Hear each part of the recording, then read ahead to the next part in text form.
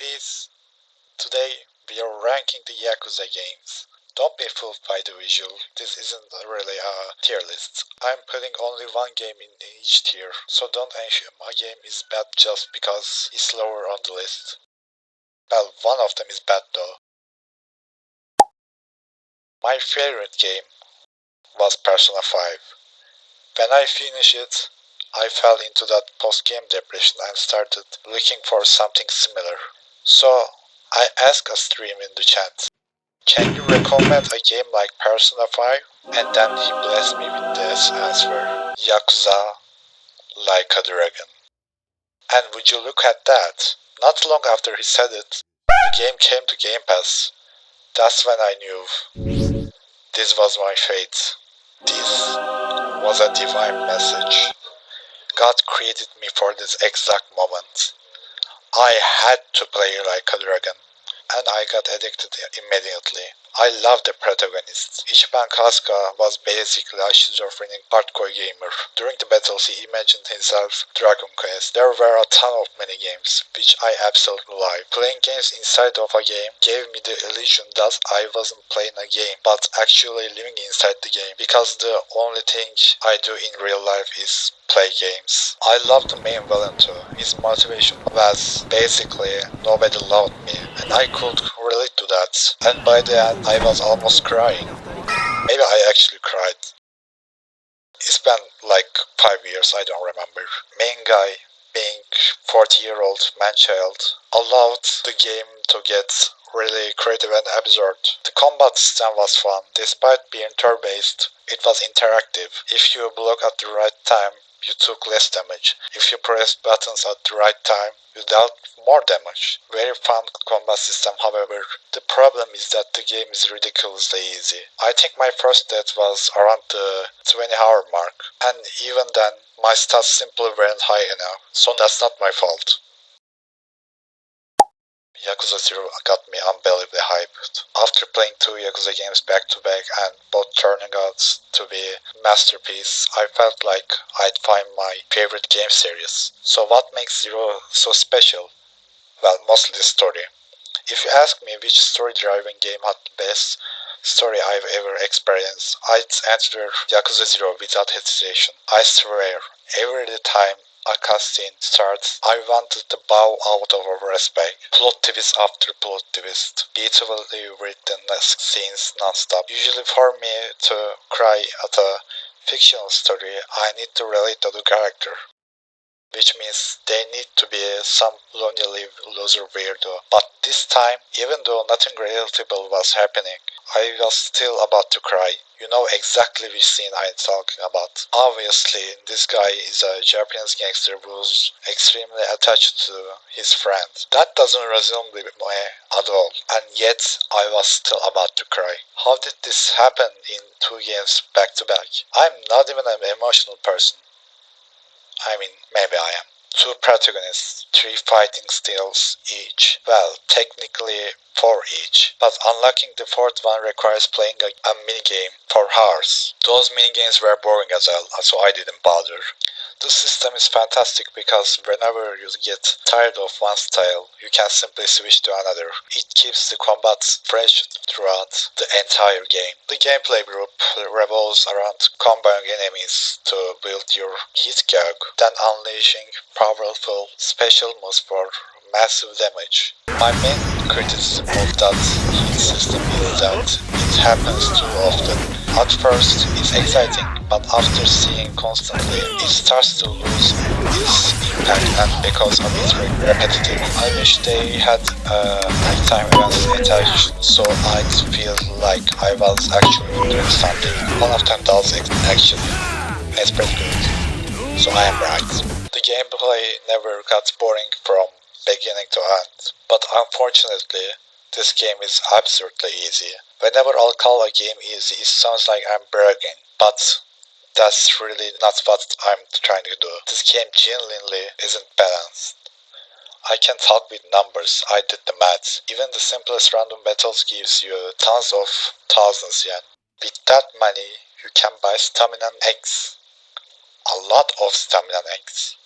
and those instantly restore your health to full. If you choose to not to buy them, well, that's probably the ideal way to play. The side content is incredibly diverse. There are insane side stories. For example, helping a movie studio guess the industry terminology, or teaching a prostitute how to insult people more efficiently. But unfortunately, the presentation was so bad that I couldn't handle it. And the fix would have been simple. Even if you don't want to voice acting, just do what Undertale does and give characters unique sound effects while they talk. That can be difficult. Just take it from somewhere. It's definitely better than the constant noise. I didn't spend much time on minigames, but every time I discovered a new one, I got excited. They make the world feel larger, except karaoke. That thing is magnificent. That stupid claw machine would have been so fun too if we could actually display the plushes somewhere. Now, I said no spoilers. I want to talk about the beginning of the story, but the moment I start talking about it, you're technically getting spoiled on zero. There is a traitor character. You're theoretically supposed to know who it is because zero came out later, so I don't really count it as a spoiler. Still don't want to hear it, skip ahead to next time step. I'll give you 5 seconds.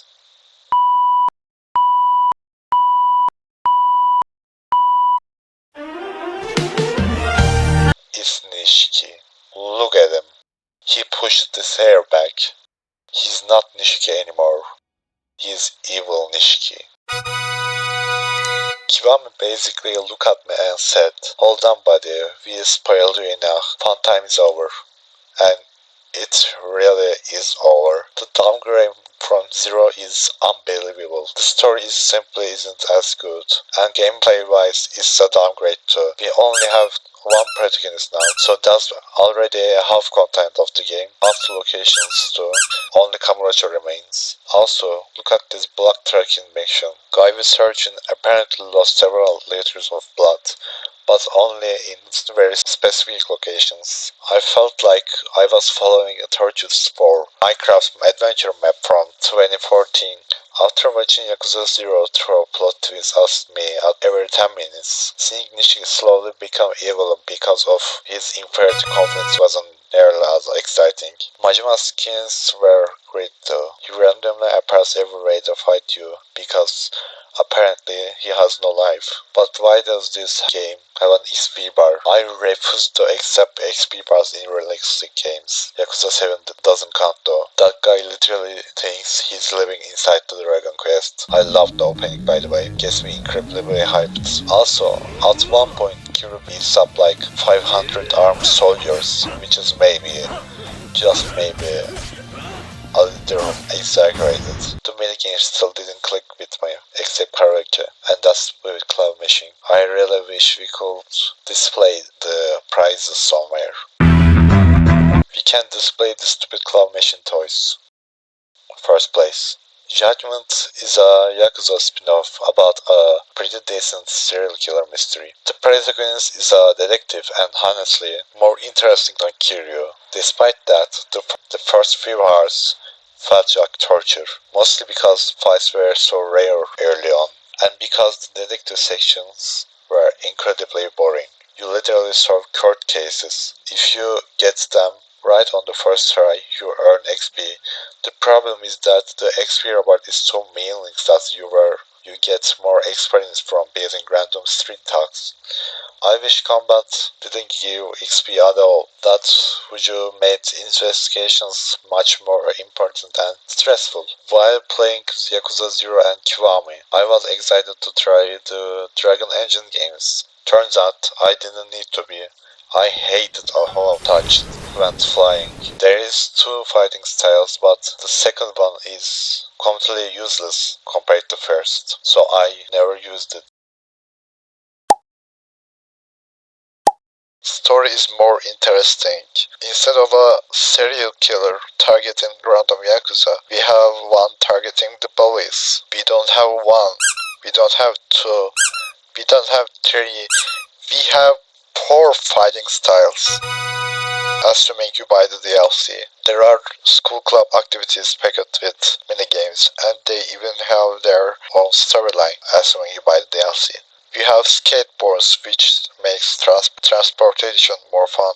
Not that it matters much since we're constantly fast traveling, but we can use it in the fights. The dance minigame is amazing. There is a one song that I unironically listen. We also get a side story starring Kaito from the previous game, assuming you buy the DLC.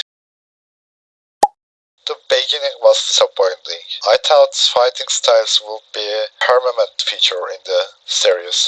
Apparently not. We only have one now. Yakuza 2 is a slow burner. At first the story was basically there's a good guy, there's a bad guy, they fight.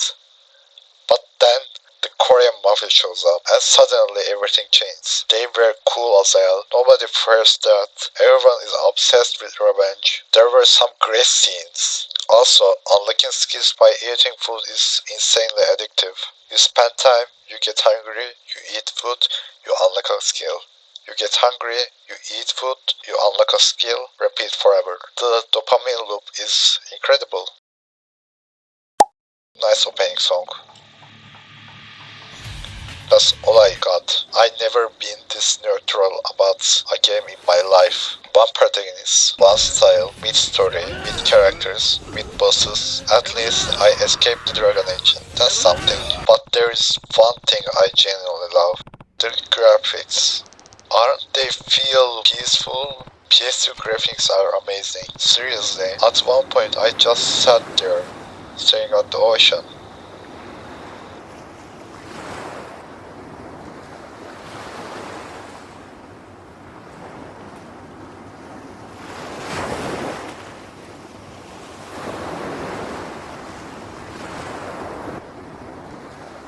But then I realized I could smell the ocean, and suddenly everything felt fake. For a brief moment, I lost interest in video games. Hopefully, next generation consoles add smell technology. After all, we already have controllers that let us feel things. Why not smell them too? This game is Yakuza 4.